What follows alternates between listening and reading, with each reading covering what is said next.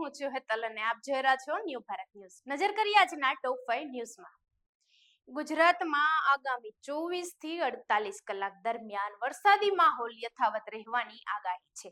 હવામાન વિભાગ મુજબ રાજ્યમાં એક સાથે 4 વરસાદી સિસ્ટમ સક્રિય થતા અમદાવાદ સહિત સમગ્ર ગુજરાતમાં સાર્વત્રિક વરસાદ પડી શકે છે. મધ્ય ગુજરાતના ગાંધીનગર, અમદાવાદ, ખેડા, આણંદ, વડોદરા, પંચમહાલ, મહીસાગર, દાહોદ અને છોટાઉદેપુરમાં વરસાદની શક્યતા છે. ઉત્તર ગુજરાતના બનાસકાંઠા, સાબરકાંઠા, પાટણ, મહેસાણા અને અરવલ્લીમાં પણ મેઘમહેર રહેશે.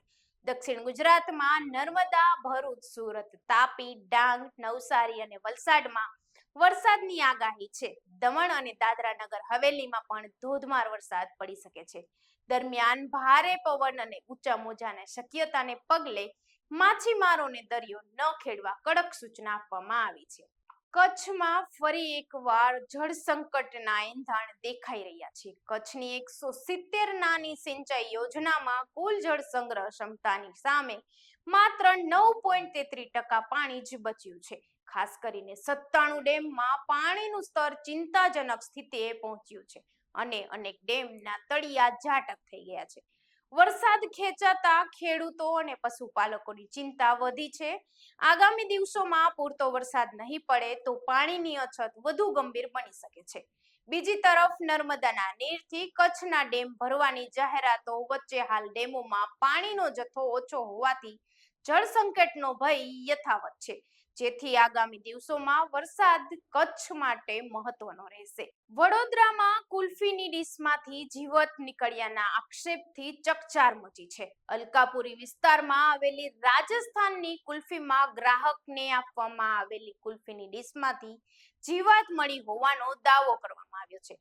ગ્રાહકના આક્ષેપ મુજબ કુલ્ફી ખાધા બાદ એક બાળકની તબિયત પણ બગડી હતી. સમગ્ર ઘટનાનો વિડીયો સોશિયલ મીડિયામાં વાયરલ થતા મામલો ચર્ચામાં આવ્યો છે. ઘટનાની જાણ થતા વડોદરા કોર્પોરેશનના ફૂડ સેફ્ટી વિભાગે તપાસ શરૂ કરી છે. અધિકારીઓ દ્વારા કુલ્ફીના નમૂના સહિત જરૂરી તપાસ કરવામાં આવી રહી છે.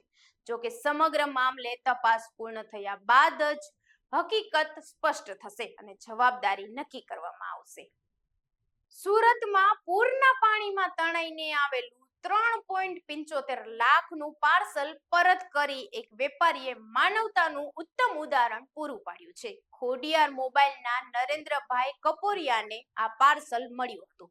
પાર્સલની તપાસ કરતા તેમાં 85,000 રોકડા, 4 કિંમતી મોબાઈલ ફોન અને કેટલાક મહત્વના કાગળો મળી આવ્યા હતા. આટલી મોટી કિંમતનો માલ મળ્યા છતાં વેપારીએ કોઈ લાલચ રાખ્યા વગર સમગ્ર પાર્સલ પોલીસને સોંપી દીધું હતું.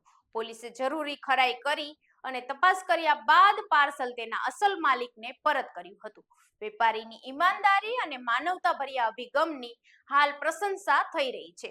ઘટનાએ સમાજ માટે એક સારો સંદેશ આપ્યો છે. સુરતમાં પાર્કિંગના મુદ્દે પોલીસ કર્મીની દાદાગીરીના આક્ષેપથી ચકચાર મચી હતી. પાલના ગાર્ડેનિયા રો હાઉસમાં કાર પાર્કિંગ અને મેન્ટેનન્સના મુદ્દે વિવાદ થયો હોવાનો દાવો છે. આ મામલે વેસુ પોલીસના જવાન નરેશ ગઢવી કુંચલા સામે પોલીસ પરિવાર સાથે મારામારીના આક્ષેપ કરવામાં આવ્યા છે. પરિવારના જણાવ્યા મુજબ નિલેશ પટેલ, તેમની પત્ની અને 77 વર્ષીય માતા સાથે હુમલો કરવામાં આવ્યો હતો. વૃદ્ધના માતાને ધક્કો મારી નીચે પટકાતા ઈજા થઈ હોવાનો પણ દાવો કરવામાં આવ્યો છે. સમગ્ર ઘટનાનો વિડીયો સામે આવ્યો છે. પરિવાર દ્વારા આ મામલે પોલીસ ફરિયાદ નોંધાવી એફઆઈઆર કરવાની માંગ કરવામાં આવી છે અને આ મામલે તપાસની માંગ ઉઠી છે. હાલના ટોપ 5 ન્યૂઝમાં બસ આટલું જ. વધુ સમાચાર માટે જોડાયેલા રહો ન્યૂ ભારત ન્યૂઝ સાથે. નમસ્કાર.